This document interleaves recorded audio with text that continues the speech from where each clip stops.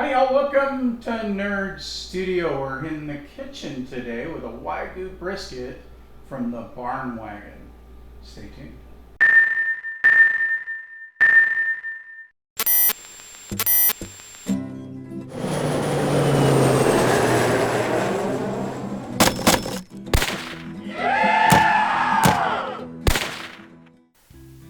Happy 4th of July, everyone. We're having a big shindig here at the studio, and we normally have a bunch of people out. We shoot guns all day, and then typically we grill something. This year, Juan and Maria from the Barn Wagon started their business, and they are selling American Wagyu beef. Now, I'd already done a video on this, and this year they are sponsoring the meat for our 4th of July bash. So real quick, let's talk about American Wagyu beef. What does Wagyu mean? Well, it means Japanese cow. With American Wagyu, they bring a Japanese cow and crossbreed it, typically with Angus cattle. And they call that Wangus, which my wife says sounds like something you call somebody. Hey, you Wangus, get out of here, you know, that kind of thing. What you get is a cow that is more marbled and more tender.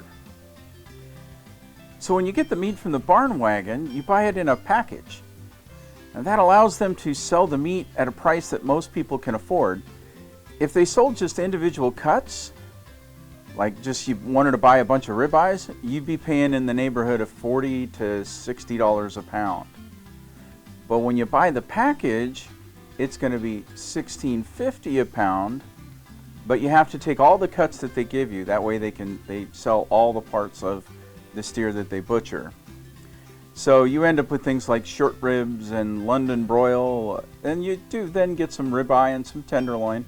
It's a whole range of cuts. But that means you have a bunch of cuts that people aren't as familiar with cooking, like ossobuco. You know, how many people actually buy that in the store? So since we have this beautiful Wagyu brisket, I thought I'd show you how we do it. Let me grab a knife here.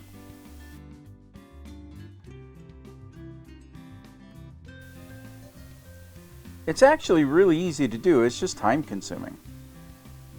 The thing about brisket is that it has a lot of connective tissue. I don't know if you've watched any cooking shows, but they talk a lot about that connective tissue, and essentially it makes the meat really tough. And the only way to make that connective tissue edible is to cook it low and slow.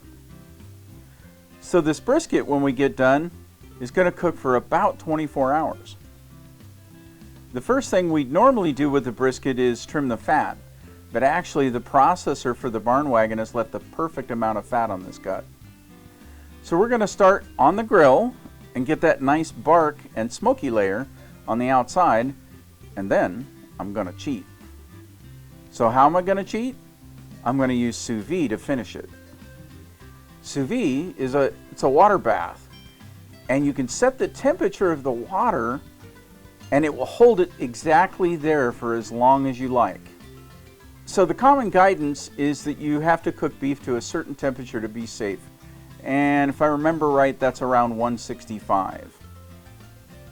If you're eating medium rare though, you're probably coming in about 110 or so it's much lower.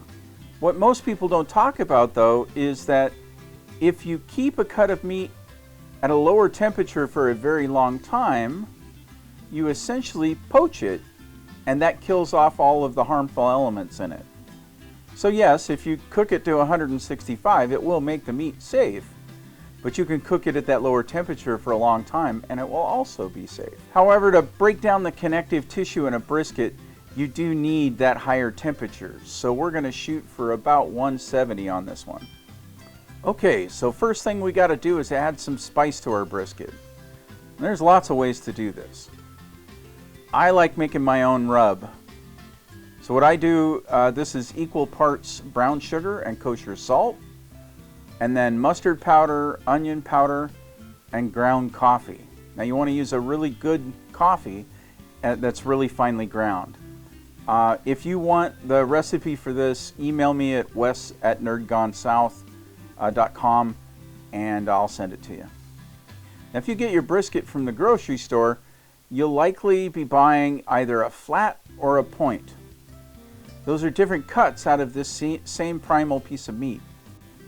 We're not going to separate this cut because, well, come on, look at that. Ideally, you want to get this into a pan that gives you some room so you can get the rub in there.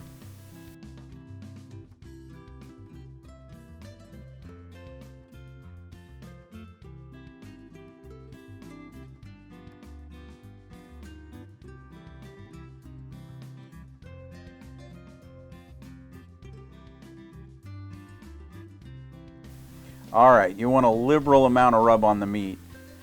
The seasoning doesn't get into the meat, it just sits on the outside. So you just want to pretend you're out on your second date, and you're getting along real well, the evening's moving along nicely, you're chilling, watching some Netflix, and oh, this just got weird. Alright, Juan, forgive me. Sometimes these Nerd Gone South videos go that direction. One thing you want to remember is which side has the fat. When you put it down on the heat, you want to make sure that the side with the most fat is up top. You want those fat drippings to kind of drip and baste the meat as it cooks. This being Wagyu, you probably aren't going to have a hard time keeping this one moist, but you still want to keep that fat up top. So you're slow roasting, not really grilling, so you're not going to need to flip this. You just put it down, keep the fat up top, and you're good to go.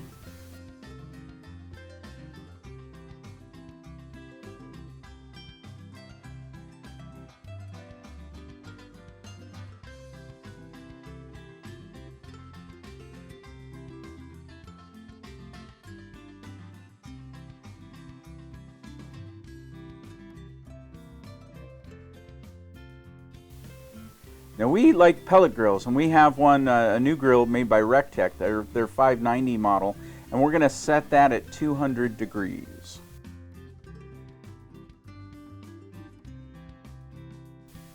If any of y'all out there know somebody that works at Rectech, they need to get a hold of Juan. That would be an amazing partnership. That'd be a match made in heaven.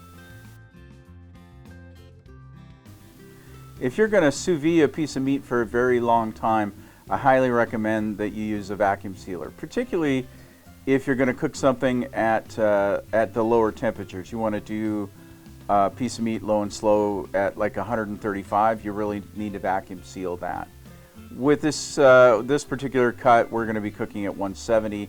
That's a safe temperature, so you don't really need the vacuum sealer.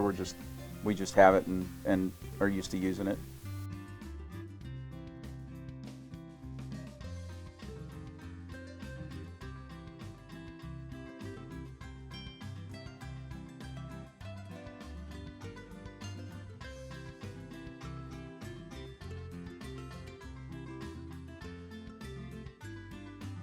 When we sous vide a whole brisket like this, we like to quarter it before we get it into the water bath.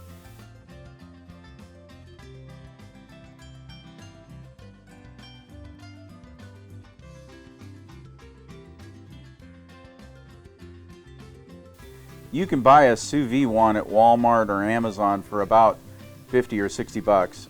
You don't have to overspend on this. The inexpensive ones work great. And then you can just use a pot to cook it in.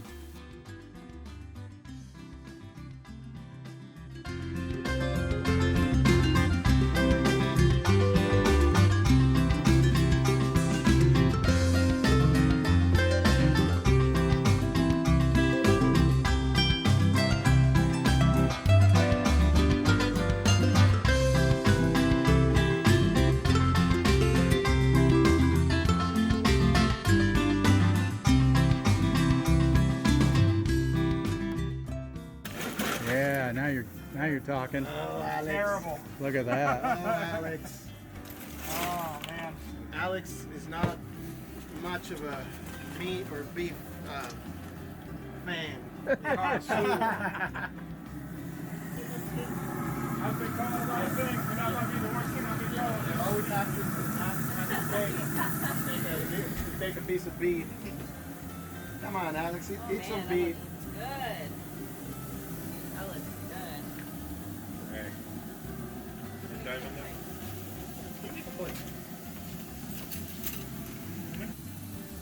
being normal. A little bit. Yeah. I've had a lot of your briskets. That's the best one by a substantial margin. that's unbelievable. That's all about the meat too. I know. I mean, that's how we do a brisket. But It's like a steak. yeah. I mean, like it's a brisket, but it's like a steak. Ooh. Yeah. And look at that rib. I can't wait to try a rib.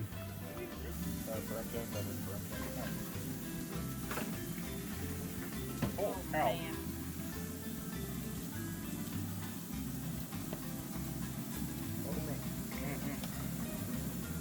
That's very good. Wow. Now you're talking. No stupid vegetables on No that plate. diet. Yeah. We're breaking the diet today. Let's see. Because I'll just sit here and eat them out of this thing. Oh yeah. Nice. All right, let's get a look at yours. No screwing around with the green stuff. I get it. Nice. Oh yeah. I even brought the green stuff and I didn't get it. All right, Bob. Token green stuff. Oh, nice, nice, nice. I'll be alright. If anybody drops anything, we'll eat it off the grass. Think if I fire a shot when I hear a click.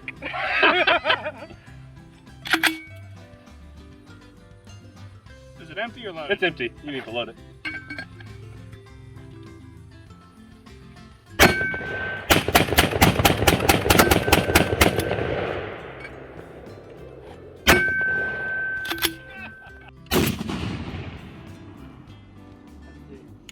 It's everything I thought it would be and more.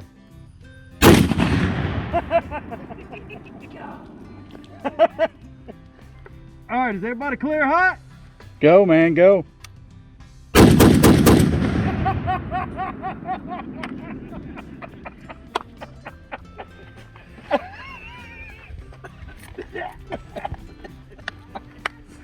You want to kind of slap it down.